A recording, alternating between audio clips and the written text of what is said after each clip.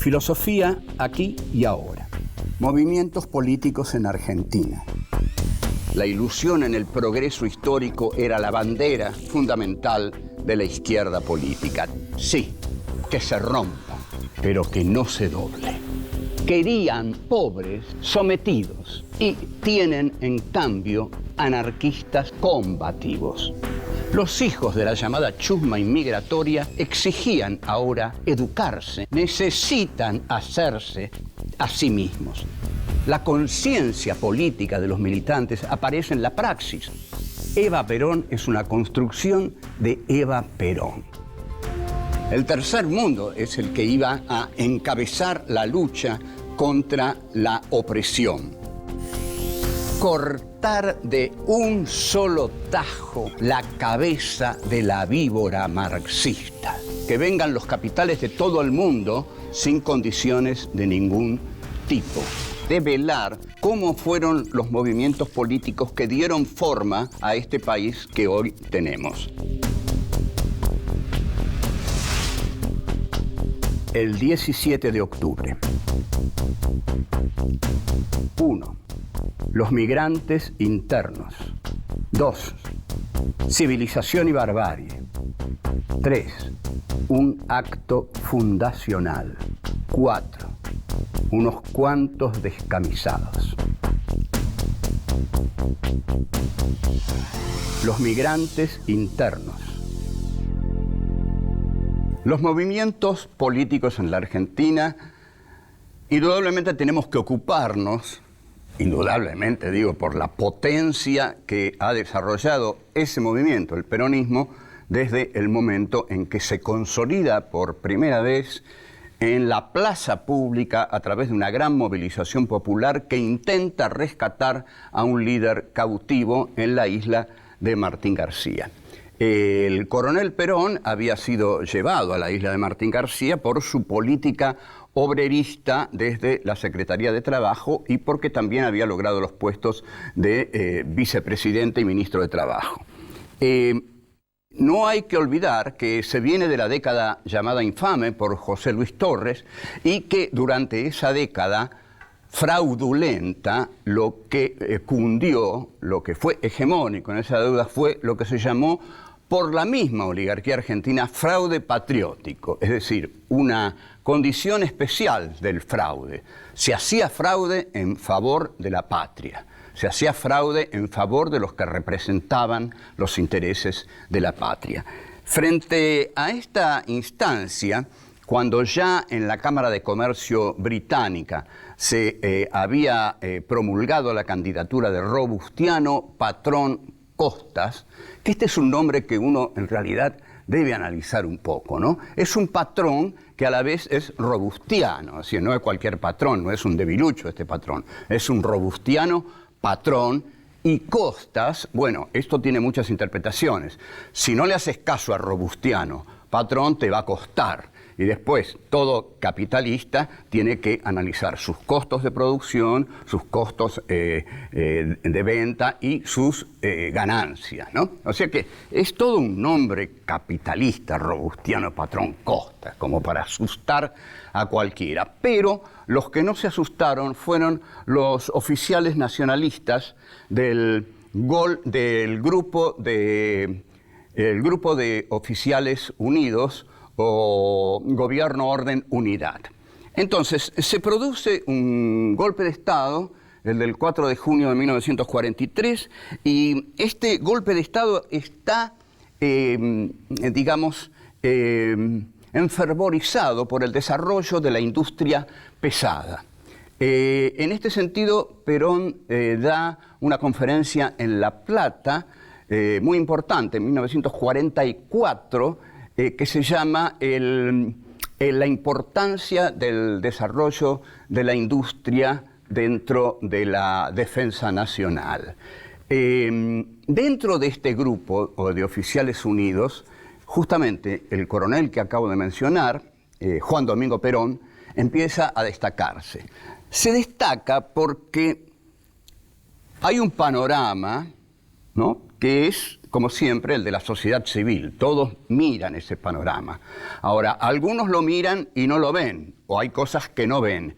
Y hay algunos grupos que ven lo que realmente pasa de nuevo, porque siempre lo nuevo está surgiendo y los que interpretan lo nuevo son los que más suman, los que ganan, porque lo que siempre logra imponerse en la historia es lo nuevo cuando lo nuevo logra una conducción que le dé una coherencia política, una cobertura política.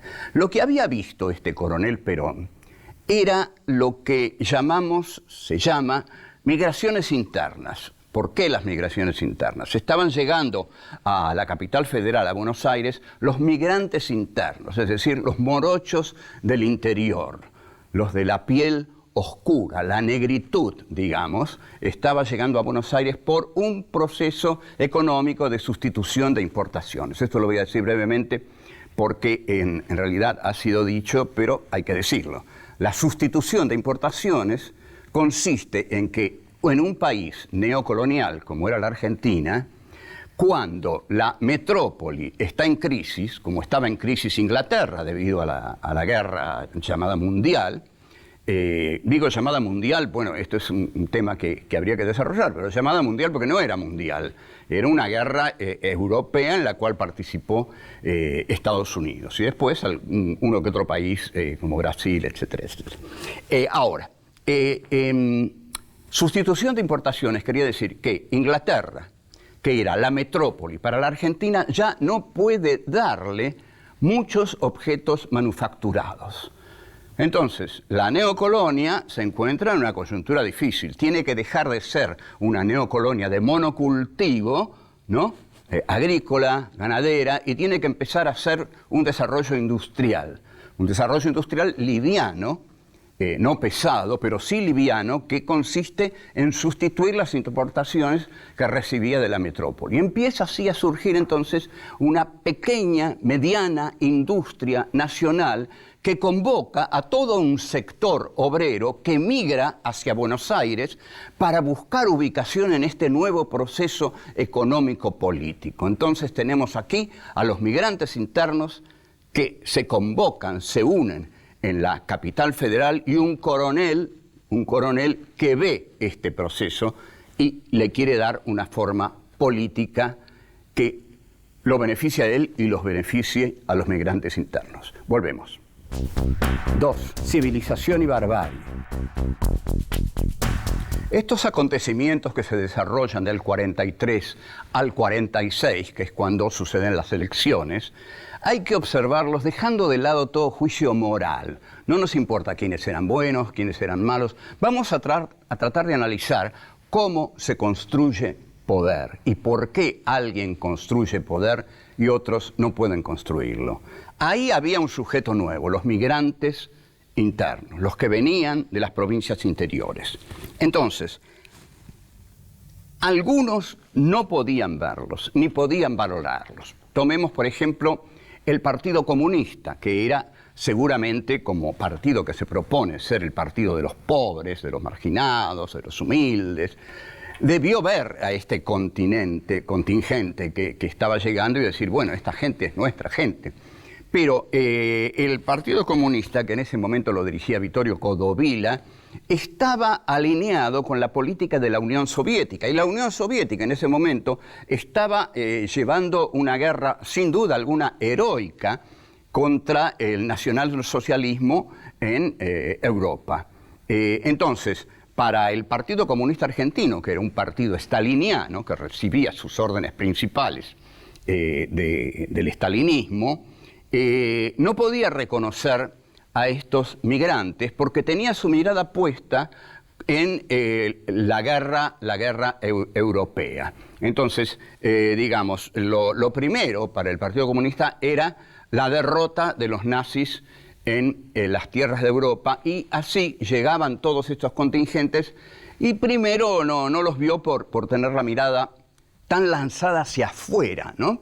Y después no los vio porque realmente no veía en esta gente al obrero con experiencia sindical, sino que más bien veía a un contingente que no tenía experiencia política de ningún tipo y que entonces no tenían la necesaria formación como para ser encuadrados en el sindicalismo comunista. O sea, si analizamos esto, es también la visión sarmientina de civilización y barbarie.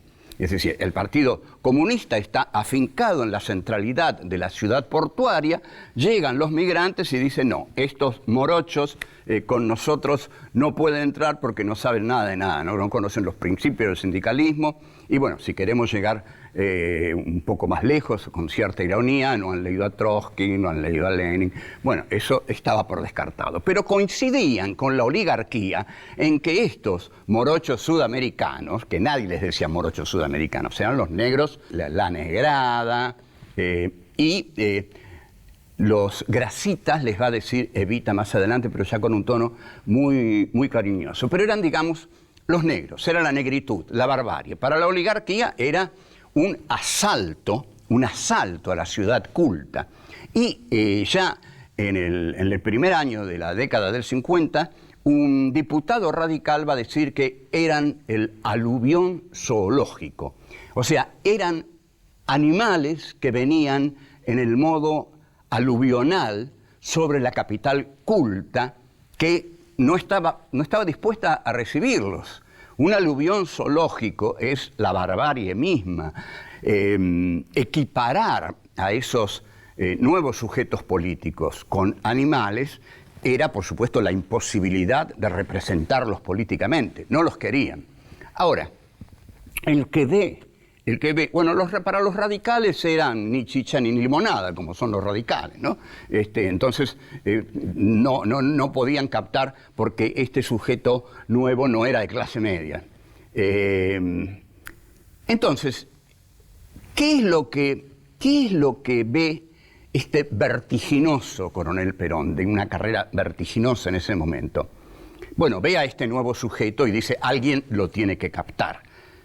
Este sujeto, estos negros odiados por la oligarquía, por el Partido Comunista, por los radicales, por los conservadores, me los voy a captar yo. Entonces, pide al GO, movimiento que quiere desarrollar la industria pesada en la Argentina, Perón pide a la Secretaría de Trabajo. Y desde la Secretaría de Trabajo comienza a relacionarse con este nuevo contingente.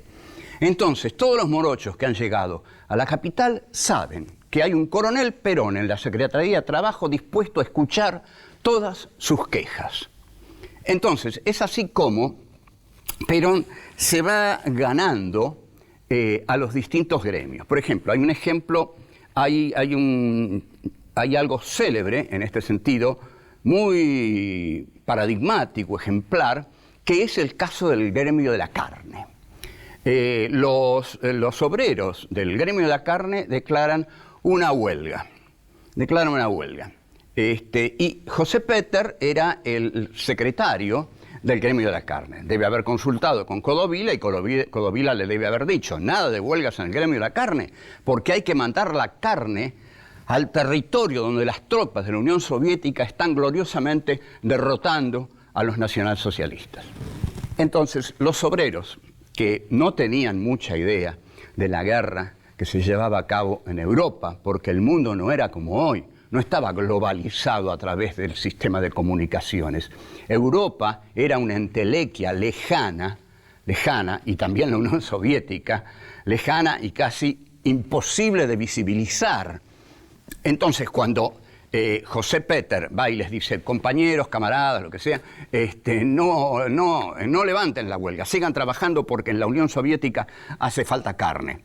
Lo van a ver a Perón y Perón les dice, no, compañeros, hagan la huelga, ustedes necesitan aumento de salarios. Y los obreros de la carne hacen la huelga y Perón se queda con el gremio de la carne. Así actuaba. Volvemos. 3. Un acto fundacional. Perón así es como logra una presencia, una aceptación por parte de esta nueva masa que es realmente numerosa y que al ser nueva se siente muy protegida por este líder militar, canchero, sonriente. Perón les habla de un modo en que nadie les había hablado, ¿no? Dice una serie de palabras que nadie decía en los discursos. A lo indefinido le dice bosta de oveja, por ejemplo. Y esto sorprende mucho porque no tiene nada que ver con el lenguaje oligárquico, ni con el lenguaje comunista, con que los líderes se dirigían a las masas. Perón pasa a ser el líder que tiene de su lado a todo el nuevo proletariado argentino. Entonces, esto es de tal gravedad que la derecha del ejército pone preso a Perón y lo envía a Martín García. Pero bueno, sin duda, como lo demostrará después, está dispuesto a aceptar su papel de líder de masas. Entonces ocurre un acontecimiento que es el 17 de octubre, que es el acontecimiento fundacional del peronismo. Digamos, siempre toda revolución ha tenido un momento mítico fundacional. La francesa, la toma de la Bastilla, la Revolución Rusa, el Palacio de Invierno. Entonces, el 17 de octubre es la fecha fundacional del peronismo, porque las masas salen a la calle sin ninguna conducción. Perón no podía conducir a nadie desde Martín García y no había conductores auxiliares capaces de reemplazar a Perón. Entonces, salen las masas en una política que algunos califican de espontaneísmo, pero que Perón va a negar que sea espontaneísmo. El espontaneísmo de la clase obrera es una categoría desacralizada desde la racionalidad de la política, que dice que toda movilización debe ser organizada por los partidos, en fin, de un modo ordenado. Pero una salida así, intempestiva, inesperada, bueno, eso es espontaneísmo. No era espontaneísmo, sino que Perón ya había hablado mucho con los obreros. Entonces los obreros ya sabían quién era Perón, y Perón en Martín García empezó a saber mucho más quiénes eran los obreros y por qué lo querían tanto. Entonces, el feriado del 12 de octubre era un feriado, ¿no? Y este feriado, Perón firma un decreto diciendo que la clase obrera tiene que cobrar ese feriado. Entonces hay una frase histórica de las clases dominantes que es la siguiente: cuando los obreros van a pedir el pago del feriado del 12 de octubre, la patronal, ya muy segura, porque Perón está como destronado, le dice a los obreros: vayan a cobrarle a Perón. Y en esa frase de la patronal, los obreros ven qué es lo que tienen que hacer. Sí, tienen que ir a cobrárselo a Perón, para lo cual tienen que liberar a Perón. Tienen que pedir la liberación de Perón, primero para cobrar el feriado del 12 de octubre y después para seguir adelante. Entonces salen a la calle. Salir a la calle no es cualquier cosa. En mayo del 68... yo siempre discuto con filósofos de aquí, los que quieren eliminar el sujeto y todas esas cosas, y los estructuralistas, y hay una frase formidable que dice: las estructuras no salen a la calle, los que salen a la calle son los sujetos políticos, y ahí después se arma la estructura. Entonces, la conciencia política de los militantes aparece en la praxis. La praxis quiere decir que nos unimos a otros porque compartimos un punto de vista propio que compartimos sobre la realidad. Los que van saliendo a la calle no se preguntan los unos a los otros: vos lo vas a buscar a Perón, vos querés rescatar a Perón. No, todos saben por qué salen. Salen porque están peleando por lo suyo, y lo suyo lo ven representado por este coronel Perón. Entonces, esta gente que sale a la calle lanza una consigna que ha sido cruelmente utilizada por el antiperonismo. Entonces, esta consigna es: alpargatas sí, libros no. Por favor, escuchemos, porque la interpretación es la siguiente. Los estudiantes estaban contra el peronismo, contra Perón y contra los obreros y contra los migrantes, porque a la universidad no iba un obrero. Un obrero no iba a la universidad. La universidad le estaba negada a un obrero. Entonces, un obrero no tenía libros, no leía libros. Los libros se leían en la universidad y se dictaban en la universidad. ¿Qué tenía propio un obrero? ¿Qué era lo propio? Bueno, la alpargata. porque con las alpargatas se paraban en el mundo, caminaban por el mundo y era la identificación de la identidad obrera. Entonces, ¿cómo no iban a alargar esa consigna? Alpargatas sí, o sea, nosotros sí, libros no, ellos no, porque ahí había un enfrentamiento, sin duda alguna. Ningún obrero era estudiante, pero todos los obreros usaban alpargatas. Pero lo importante es que el reconocimiento de la propia identidad a través de un elemento fundamental de la vestimenta del obrero es un profundo reconocimiento de sí mismo. Entonces, en la jornada del 17 de octubre, los obreros que usan alpargatas salen para peticionar por la libertad de un líder que supo reconocerlos. Este es el mejor momento de Juan Domingo Perón, su momento más alto en la historia de la política argentina. Habrá otros que no están a la altura de este, pero este sí, fue brillante. Volvemos. 4. Unos cuantos descamisados.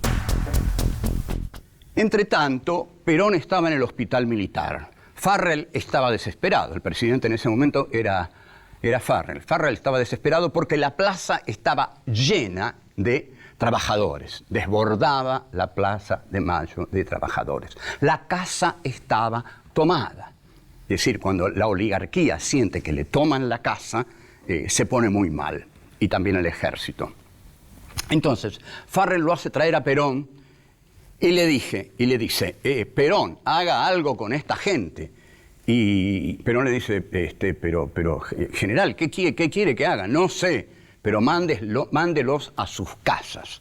Entonces Perón sale al balcón y ahí dice trabajadores, no dice compañeros todavía. Y da un discurso y lanza por primera vez la consigna más desmovilizadora de la historia universal, por decirlo suavemente, que es de casa al trabajo y del trabajo a casa. Como ustedes podrán observar, si los obreros van de casa al trabajo y del trabajo a casa, va a ser muy difícil que hagan una transformación de la sociedad en que viven. Podrán transformar algo en su casa o algo en el trabajo, pero cambiar el orden establecido, no. Los obreros se van, pero ellos, por su parte, lanzan una consigna antipatronal notable. Hay obreros que han declarado, yo, bajo el peronismo, aprendí a hablarle a los patrones sin miedo, de igual a igual. Con lo cual podemos decir que sin duda alguna, si el peronismo no fue un movimiento socialista, fue sin duda un movimiento antipatronal. Y la clase obrera que abandona la plaza ese 17 de octubre, la abandona bajo la consigna, mañana es San Perón, que trabaje el patrón. Cosa que al patrón no le gusta nada. Primero porque al patrón no le gusta trabajar. Y tampoco le gusta que sea San Perón, porque los santos son otros santos los que quieren los patrones. Entonces, pero el obrero elige las fechas del calendario. Mañana es feriado, mañana es San Perón. Entre tanto, se acercan ya las elecciones del 46. Y Perón, cuando llegan esas elecciones, lanza un decálogo para los votantes, que es, en verdad, muy revolucionario para la época. La primera frase es, no vayan a fiestas que inviten los patrones, o no vaya a ninguna fiesta que inviten los patrones el día anterior a las elecciones. ¿Por qué? Porque los patrones podían invitar a los obreros, a los empleados de la distancia, vengan a una fiesta, y les daban dama juana y los reventaban y se pasaban el día de las elecciones durmiendo. Entonces Perón, muy hábil, dice, no vaya a ninguna fiesta que inviten los patrones. Después dice, si el patrón cierra la tranquera, rómpala y pase a cumplir con la patria. Esto es subversivo, porque caramba, ¿cómo un obrero va a romper la tranquera que el patrón cerró? Esto es inconcebible, era inconcebible. Para la oligarquía de la época esto era una pesadilla, que un tipo desde las esferas de gobierno dijera, rompan las tranqueras y vayan a cumplir con la patria. Entre tanto, aparece un humilde abate peronista, un poeta peronista que se llama Zoilo Laguna, que escribe un folleto llamado Se vienen las votaciones. Y en ese folleto, este verseador, a lo Martín Fierro, dice algo muy cierto. Libertad, si habrán hablado de ella en otras ocasiones, ganando las elecciones a garrotazo pelao. Libertad de andar tirado sin techo, pan ni trabajo. Esta era, para los de abajo, la libertad del pasado. Sin asco a darle cruzado, que en esta tierra el destino ya tiene un nombre argentino, Perón y asunto arreglado. Este final del poemita de Zoilo Laguna también es discutible, porque para la clase obrera no puede decir Perón y asunto arreglado. Es cierto que a Stalin le gustaba mucho que el proletariado soviético dijera Stalin y asunto arreglado, que ni siquiera lo decía, porque por ahí suponía que eso a Stalin no le gustaba tampoco. Pero, digamos, no hay una verdadera revolución con un solo líder y un pueblo que se basa exclusivamente en el carisma y en la fuerza de ese líder. Pero Perón se gana al proletariado. Y La Vanguardia, cuando describe la jornada del 17 de octubre, dice, unos cuantos descamisados aparecieron por ahí por la plaza.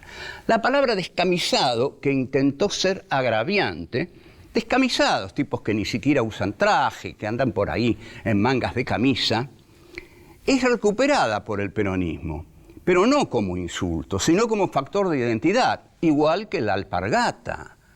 Porque esta es la composición totalmente plebeya del primer peronismo. Las alpargatas y los descamisados. Y después cambia el modo de hacer política. Y esto lo ve muy bien John William Cook. Hasta Perón, digamos, interpreta Cook. La política era una cosa reservada a los caballeros. Los humildes no entraban en la política. Eso era para las clases altas, para los caballeros. Entonces John William Cook, gran teórico del peronismo de izquierda, dice, lo siento, señores, nosotros somos peronistas, no somos caballeros. Y así surge el peronismo en esa jornada agitada, vertiginosa del 17 de octubre, con muchos protagonistas, y una de esas protagonistas, aunque no ocupa el lugar principal, fue Eva Perón. Y bueno, Perón gana las elecciones y ahí empieza otra historia. Chao, hasta luego.